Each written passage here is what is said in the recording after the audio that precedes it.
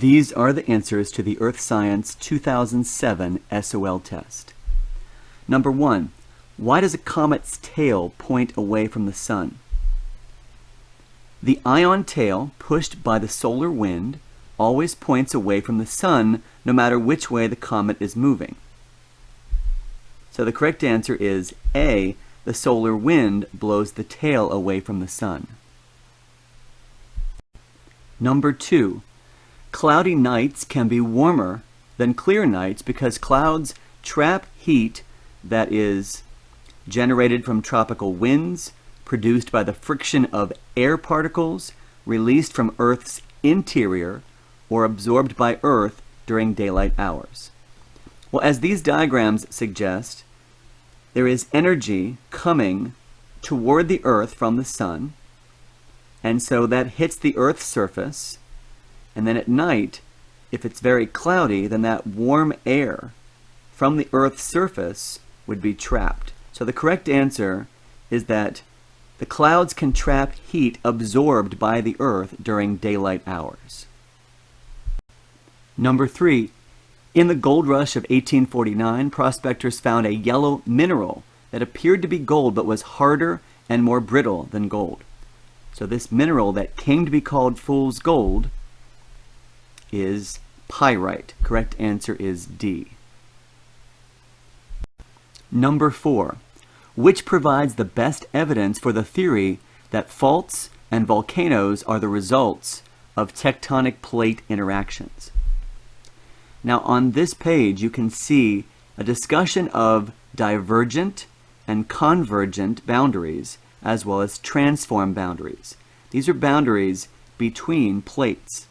Focusing on convergent and transform boundaries, one of the things that can happen when two plates collide is that mountain ranges can form, such as the Himalayas or the Andes.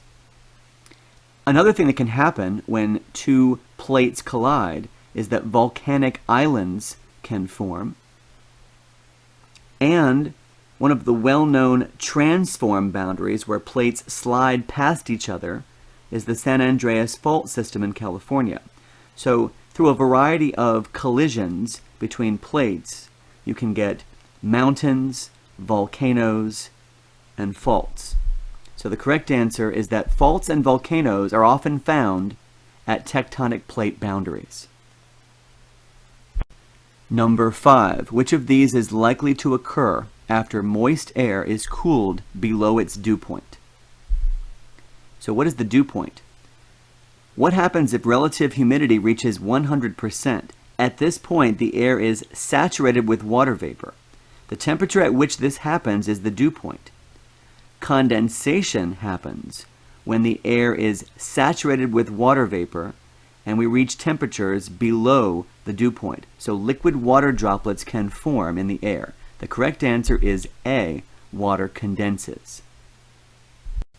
Number 6. The breakdown of rocks and minerals into smaller particles without a change in composition is called? Well, the process by which rock is broken down into smaller pieces by physical means is mechanical weathering. It is a physical process that does not change the composition of the rock.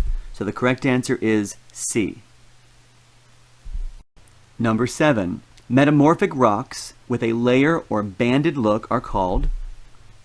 Well, you can see two different examples here. We have foliated rocks that have distinct banding or layers. And then we have non-foliated rocks that are crystals with blocky shapes and do not have banding. So the correct answer is A. Foliated rocks have a layered or a banded look. Number 8. In the jar shown, a sample of soil was mixed with water and then allowed to settle for 24 hours. The jar serves as a model for what process? Well, over time, the gravel and the sand and the silt are all allowed to settle and deposit on the bed of the water sample. In this case, this is a model for the deposition of sediment in a lake bed. Number 9. What recent geologic processes commonly occur in the coastal plain region of Virginia? So the most important word in that sentence is recent, because some things might have occurred a long, long time ago, millions of years ago, but something more recent, coastal erosion, is the wearing away of land and removal of beach or dune sediments by wave action, tidal currents, wave currents, drainage, or high winds. Waves generated by storms, wind, or fast-moving motorcraft can cause coastal erosion. So the correct answer is erosion and deposition. Number 10. Dramatic variations in the polar ice caps most likely suggest changes in the moon's orbit, Earth's climate, ebb and flow of tides, or global water consumption. Well, Arctic sea ice decline is the sea ice loss observed in recent decades in the Arctic Ocean. Greenhouse gases are largely but not wholly responsible for the decline in Arctic sea ice. So the correct answer is B, Earth's climate. Number 11. Rocky objects measuring millimeters to kilometers in diameter generally orbit the Sun in a region located between what two planets? Well, here we have the order of the planets from Mercury all the way to Neptune, and there's Pluto mentioned as well. The asteroid belt occurs between Mars and Jupiter. So the first four planets are terrestrial planets, and the next four planets are gas giants. Most asteroids orbit the Sun in the asteroid belt between Mars and Jupiter. Correct answer is C. Number 12. Which of these best describes forest soil? So all four choices mention the humus layer. Some of the nutrients in soil come from its parent rock. Other nutrients come from humus, which is the organic material that forms in soil from the remains of plants and animals. So looking for organic material, more organic matter in the humus layer than in deeper layers. Number 13. All of the following may be found deep in a natural cave except. So which one of these would not be found deep in a natural cave? Groundwater, mineral deposits, photosynthetic organisms, or stalagmites? Well, it's very dark in a cave, and the process of photosynthesis generally requires light. So the correct answer is C. Number 14. Identical rock types, identical fossils, and very similar mountain ranges are found on different continents that are separated by a wide ocean. Which of these best explains these observations? Well, at some point in the past, Pangaea looked a little bit like this, with South America and Africa being very close to each other, and Africa being near Antarctica and India. And so this crossover of fossil evidence suggests that at one point these two land masses were very near each other, and then they separated, forming a wide ocean between them. So these continents were joined together at one time in the past. Number 15. Which of these provides the best estimate of how long it took a thick layer of sedimentary rock to form? We're focusing on time. How long did it take the rock to form? If we calculate the age of the rock at the bottom and the top, then we could determine how long it took that particular layer of rock to form. Number 16. Which of these planets has the smallest diameter and the greatest average density? So we have Neptune, Jupiter, Saturn, and Mercury. Now Neptune, Jupiter, and Saturn are all gas giants, whereas Mercury is a terrestrial or rocky planet. So the inner planets, the terrestrial planets, are much smaller and denser and more rocky than most of the outer planets. Except for Pluto, the outer planets, Jupiter, Saturn, Uranus, and Neptune, are very large and made of mostly gases, called gas giants. So the correct answer in this case, for the one that has the smallest diameter and the greatest density, would be Mercury. Number 17. Based on the changes between the weather conditions, which of these most likely passed by the weather station between time 1 and time 2? Well, the significant changes are that the pressure went up and the temperature went down.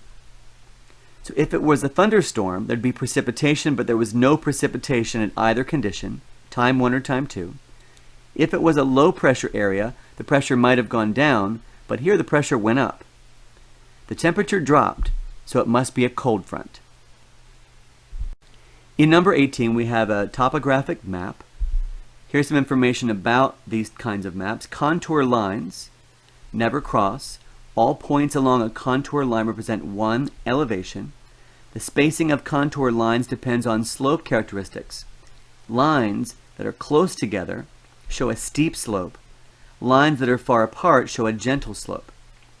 If there's a valley or a stream and the lines are V-shaped, the V points toward the area of highest elevation, and therefore upstream. The V is pointing toward the upstream, so water is flowing from a higher elevation down toward a lower elevation. The higher elevation, where the lines are close together, indicates upstream. The lower elevation, where the lines are farther apart, indicates downstream. So the river is traveling in this direction. Where would the river flow fastest? Points 1, 2, 3, or 4. Well, there's a steep slope at point 1, so the river should flow the fastest at point 1. Number 19, which of these describes the area immediately below a water table? So the water table is right here. Below the water table is the zone of saturation. Number 20, which layer of the soil profile would be affected the most by weathering and erosion? So wind, rain, flooding, and ice and snow would affect which layer? The top layer. Correct answer is A. Number 21. The folding and faulting found in the rocks of the Blue Ridge Mountains of Virginia was created by collisions of continental plates, wave action of prehistoric ocean, the Coriolis effect, or heating and cooling of the prehistoric atmosphere. Fold mountains are created when two or more of Earth's tectonic plates are pushed together. The crust, that is now the Appalachians, began folding 480 million years ago when the North American and African continental plates collided. So folding and faulting is the result of collisions of continental plates. Number 22 is talking about the streak test. The color of a mineral in powdered form is called its streak. You can find a mineral's streak by rubbing the mineral against a piece of unglazed porcelain or ceramic. That piece of unglazed porcelain is called a streak plate. The mark left on the streak plate is the streak. So correct answer is the color of the powdered form of the mineral. Number 23. Seawater is typically denser than fresh water due to seawater's, and the answer is salinity. Salinity is the measure of the amount of salts or solids dissolved in a liquid.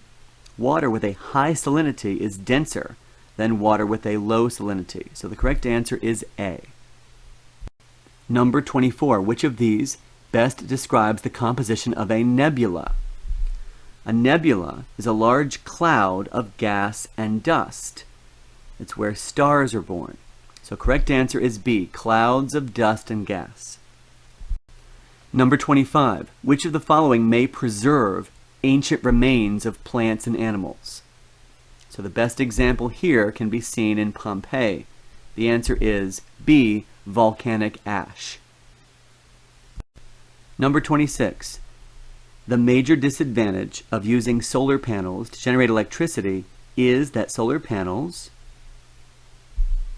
well, solar energy is from the sun. It is a renewable resource. People can use solar energy to create electricity. Solar energy comes from the sun and is stored with photovoltaic cells. However, some climates don't have enough sunny days to be able to use solar energy all the time. So the correct answer here is that these solar panels are affected by cloud coverage and day length. Number 27. Which of these describes the most common way that material is added to a continental shelf? over many millions of years, organic and inorganic materials formed continental shelves. Inorganic material built up as rivers carried sediment, bits of rock, soil, and gravel to the edges of the continents and into the ocean. These sediments gradually accumulated in layers at the edges of continents. Organic material, such as the remains of plants and animals, also accumulated. So looking for depositing sediments, correct answer is B. Number 28. Limestone chips dissolve after they are placed in a beaker of dilute acid. Which geologic process is this most similar to? Chemical weathering happens when rocks break down because of chemical reactions. Water, acids, and air are all agents of chemical weathering. For example, if there's acid rain or acid precipitation, then acid can dissolve some of the rock. So the correct answer is weathering. Number 29. Which of the following processes will change a sedimentary rock into an igneous rock? Igneous rocks form when hot liquid rock or magma cools and hardens. So we have to have melting and crystallization. Correct answer is A. Number 30. Obsidian, pumice, and scoria lack crystals. So why is this? Some igneous rock forms when magma cools slowly. However, quickly cooling magma may form a rock that has a glassy texture, such as obsidian. So when it cools rapidly, you can get either very small or no crystals at all, and sometimes the gases can become trapped to form pumice. So the correct answer is B, they cooled too quickly. Number 31. Rocks found on land are up to 3.8 billion years old, but those in the ocean are no more than 180 million years old. So if it's 180 million years old or younger, that should be somewhere in the Mesozoic period according to the table. Number 32. Which of these are caused primarily by the gravitational force between the Earth and the Moon? Both the sun and the moon influence the level of tides, but the sun is much farther away than the moon. As a result, the sun's influence on tides is less powerful than the moon's influence. So the correct answer is tides. Number 33. The tools to measure density, since that's mass and volume, would be a graduated cylinder and a balance. Number 34. In this section of undisturbed sedimentary layers, which best describes layer 2? So faults and intrusions can cut across many rock layers. A fault is a break or a crack in Earth's crust. An intrusion forms when melted rock moves into cracks in rock layers and then cools. We don't have any intrusions going on in this diagram because there's no extra rock formed that pushed up from the bottom. So the correct answer is either C or D. Layer 4 would have been deposited first, followed by layer 3, and then layer 2, and then finally layer 1. So layer 2 was deposited after layer 3. Number 35 shows an example of igneous rock. Igneous rock is the result of magma when it cools to form solid rock. Correct answer is A. Number 36. The Earth's axis of rotation is tilted 23.5 degrees relative to its plane of orbit. And this causes what? Well, it causes the seasons. So during the winter, the northern hemisphere is tilted away from the sun, and during the summer, the northern hemisphere is tilted toward the sun. So correct answer is A, the seasons. Number 37. Some fuels are classified as non-renewable because non-renewable resources are going to normally form things like coal, petroleum, natural gas over millions of years. And you can use up these resources faster than they can be replaced. So the correct answer is they require a long period of time to form. In number 38, we have 3 different fossilized species, W, X, and Y. Species X is probably the oldest because it is found in the lowest layer. So the bottommost layer would have been the oldest. Number 39, most water leaves the ocean through evaporation and returns back to the ocean through, well, it's going to evaporate, and the reverse would be precipitation as it falls back to the Earth's surface. So correct answer is D. Number 40, rivers, springs, and aquifers. Well, here we talk about fresh water. Some of the Earth's fresh water is found in streams and lakes. However, a large amount of water is also formed underground. So correct answer is that rivers, springs, and aquifers are all sources of fresh water. Number 41, students plan to use several rain gauges to compare the average monthly rainfall on Virginia's coastal plain and Piedmont regions. So you have 2 different locations to compare for rainfall. So the variable should be the location of the gauge. Number 42, which of these natural resources found in Virginia is a common source of energy?